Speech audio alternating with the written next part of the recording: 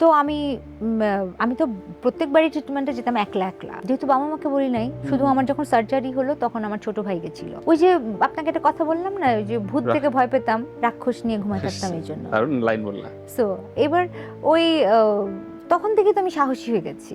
এখন আমার কি ক্যান্সার, ভয় পাবো কিভাবে আমি? তো কিন্তু আমার পরের দিকে যখন আমার আসলে ইয়াটা শেষ হলো, কি বলে এটাকে, সার্জারি শেষ হলো, আমার যখন রেডিয়েশনটা শুরু হলো তখন আসলে আমার খুব খারাপ লাগছে। এখন পেইন, এবং আমার মনে আছে 25 দিন আমি সিঙ্গাপুরে একলা একলা ছিলাম। ওই শরীরে, পুরো শরীরে বার্নিং একটা ফিলিংস হচ্ছে, ভমিটিং টেন্ডেন্সি হচ্ছে, ডিপ্রেশন, এবং কতদিন যেমন হয়েছে আমি আজকেই সুইসাইড করব। গত বছরে যেমন আমার আমি যে ক্যান্সারের মেডিসিনটা খাই, এটা একটা হরমোনাল মেডিসিন, তো ওইটা আমাকে খুব ডিপ্রেশন দেয়।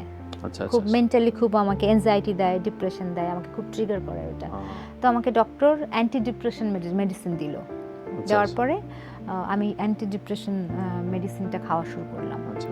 ওইটা খাওয়া শুরু করার পর থেকে আমাকে সুইসাইডটা আরও বেশি ট্রিগার করতো। একদিন ভোরবেলাতে আমি সবাইকে ফোন করে মাপঠাপ চেয়ে নিলাম আমি সুইসাইড করবো এখন। তারপর যাই হোক, আমার একটা ফ্রেন্ড আমাকে কথা বলে শান্ত করলো, এবং তারপর আমাকে ডক্টর বললো let's stop the medicine.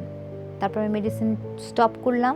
I started doing yoga, meditation, gym. আমি আসলে তখন বুঝলাম যে আমাকে আসলে এটা করা যাবে না। এটা পুরোটাই না একেবারে নিজের মোটিভেশনটা নিজের মধ্যে, আর কিছুই না। আপনার নিজেকে কেবল নিজেই ঠিক করা